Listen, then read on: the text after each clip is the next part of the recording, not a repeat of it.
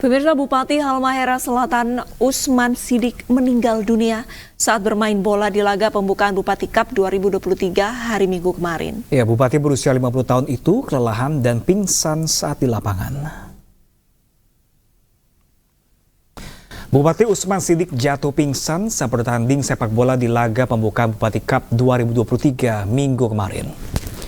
Bupati Usman diduga mengalami kelelahan dan pingsan saat bertanding di tengah laga bersama tim Persatuan Wartawan Indonesia di Gelora Bahrain Kasuba. Bupati Usman sempat dilarikan ke rumah sakit Marabose namun tidak tertolong. Bupati Usman Sidik meninggal pada pukul 18.40. Bupati Halmahera Selatan akan dimakamkan di kota Ternate, Maluku Utara.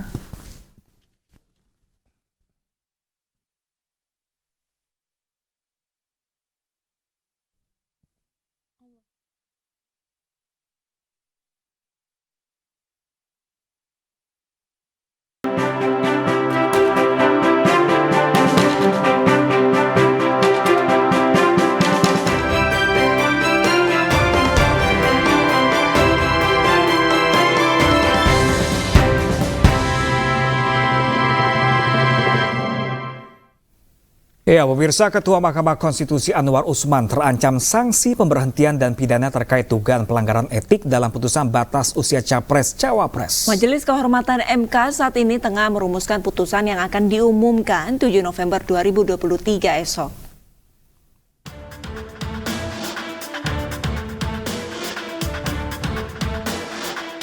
Majelis Kehormatan Mahkamah Konstitusi akan mengumumkan hasil sidang dugaan pelanggaran etik dalam putusan batas usia Capres-Cawapres yang menjerat Ketua Mahkamah Konstitusi Anwar Usman. Putusan itu akan diumumkan Selasa 7 November 2023.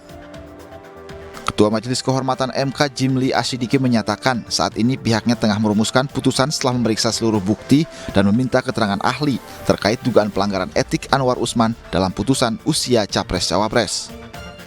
Namanya kisruh internal, beda pendapat kok sampai keluar, kok informasi rahasia udah pada tahu semua. Itu berarti ini membuktikan ada masalah, gitu loh. Nah, tentu ada masalah kolektif, artinya semuanya 99 ini ada masalah ini. Di sisi lain, saat pemeriksaan kedua, Ketua MK Anwar Usman menampik melakukan pelanggaran. Bahkan dia bersumpah tidak melakukan pelanggaran tersebut. Prof, ada juga soal bahwa Prof Anwar diduga berbohong soal alasan tidak hadir. Wow, saya bersumpah. Demi Allah, saya sumpah lagi demi dalil, saya memang sakit. Jadi alasannya karena sakit, bukan karena sakit. Saya ini udah jadi hakim dari tahun 85 ya. Alhamdulillah. Saya tidak pernah melakukan sesuatu yang menyebabkan saya berurusan seperti ini. Kalau sakit ya, itu harus menyerahkan surat. Saya sakit, tetapi tetap masuk, saya minum obat, saya tiduran. Diketahui Anwar Usman telah mengabulkan sebagian gugatan yang diajukan oleh mahasiswa UNS Almas Saki Biru. Gugatan itu diduga untuk memuluskan Gibran Rakabuming Raka untuk ikut Pilpres. Padahal usia Gibran masih berusia 36 tahun tapi sudah menjadi kepala daerah. Jika Anwar Usman terbukti bersalah, ada 3 sanksi etik yang mengancam Anwar Usman, yakni berupa teguran, peringatan, dan pemberhentian. Selain sanksi etik, pakar hukum tata negara Dedi Indrayana mengatakan Anwar Usman juga terancam pidana. Sanksi itu mengacu pada pasal 21 dan 22 Undang-Undang tentang Kekuasaan Kehakiman dan Undang-Undang tentang Penyelenggaraan Negara yang bersih dan bebas dari KKN, di mana ancaman hukumannya maksimal 12 tahun penjara. Tim Liputan iNews melaporkan. Pemirsa, untuk mengetahui informasi lebih lanjut terkait sidang etik Majelis Kehormatan MK, kami sudah terhubung dengan rekan kami Ayu Pratiwi di Gedung Mahkamah Konstitusi. Selamat siang Ayu, bagaimana jadwal persidangan terkait dugaan pelanggaran etik dalam putusan batas usia Capres dan Cawapres? Ya, selamat siang Arista dan juga pemirsa. Terkait dengan jadwal untuk pembacaan putusan terkait dugaan adanya pelanggaran kode etik akan dilaksanakan besok Selasa 7 November 2023 tepatnya jam 4 sore. Namun sebelum diadakan ataupun dilaksanakan pembacaan, nantinya akan dilaksanakan sidang pledoi terlebih dahulu yaitu di jam 1 siang lebih tepatnya.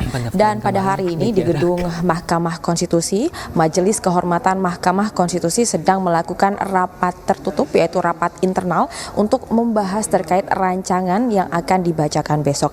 Dan kami tidak mengetahui secara pasti dalam rapat ini dihadiri oleh siapa saja, namun berdasarkan informasi yang kami peroleh dari juru bicara Mahkamah Konstitusi yaitu Laksono yang menyebutkan bahwa rapat sudah digelar dari jam 9 pagi tadi dan hingga saat ini masih berlangsung. Dan sejatinya Arisa dan juga pemirsa, rapat kali ini harusnya diadakan ataupun dilaksanakan pada tanggal 5 November 2023 atau lebih tepatnya pada hari Sabtu kemarin. Namun pada hari Sabtu tersebut Ketua Majelis Kehormatan dari Mahkamah Konstitusi yaitu Jimli Asidik berhalangan hadir sehingga rapat baru diadakan pada hari ini yaitu di hari Senin 6 November 2023. Dan rencananya nantinya setelah dibacakan putusan dari pihak Mahkamah Konstitusi akan menggelar pertemuan juga untuk para terlapor yang sudah melaporkan sebanyak 21 laporan terhadap Ketua Mahkamah Konstitusi. Demikian kembali ke studio. Langsung dari gedung MK Jakarta, terima kasih rekan Ayu Pratiwi dan selamat bertugas kembali.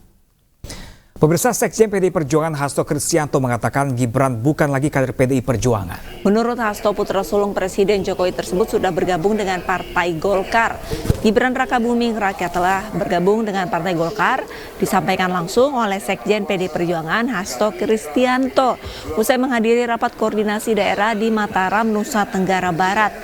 Menurut Hasto, keputusan Gibran gabung dengan Golkar dilakukan setelah Gibran menjadi cawapres Prabowo. Hasto juga menjelaskan Gibran telah pamit kepada Ketua DPP PDI Perjuangan Puan Maharani. Sampaikan sekali lagi bahwa Mas Gibran ini dikuningkan, digolkarkan, maka ya otomatis Mas Gibran karena mencalonkan bersama Bapak Prabowo sudah tidak menjadi bagian dari keluarga PDI Perjuangan.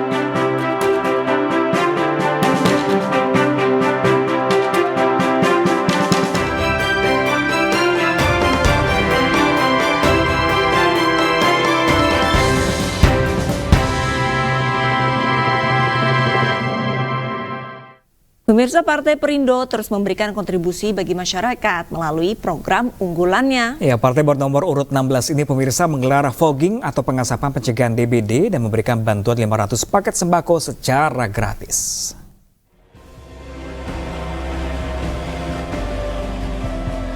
Partai Perindo melakukan fogging atau pengasapan di Desa Blorok, Kendal, Jawa Tengah. Kegiatan yang bertujuan untuk mencegah penyebaran nyamuk demam berdarah ini dipimpin langsung oleh Bacalek DPRD Dapil 2 Jawa Tengah, Beni Setiono.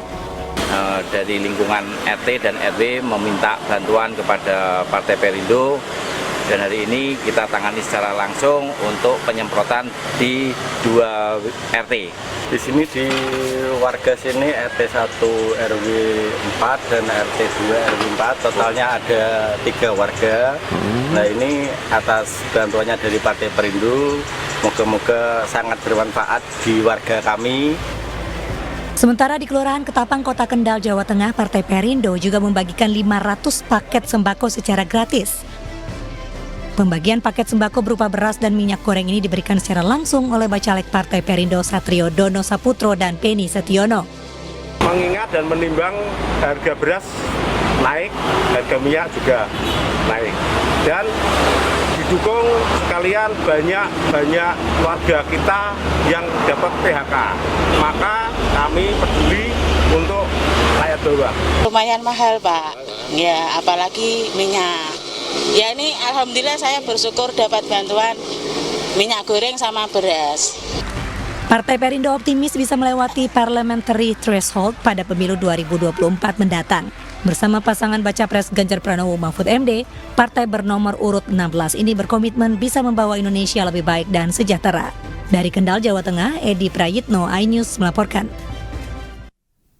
Pemirsa, usai jeda ini saya akan mengajak Anda untuk makan siang sate Godzilla di Pulau Dewata, Bali. Seperti apa rasanya pemirsa? Tetaplah bersama kami di Siang sesaat lagi.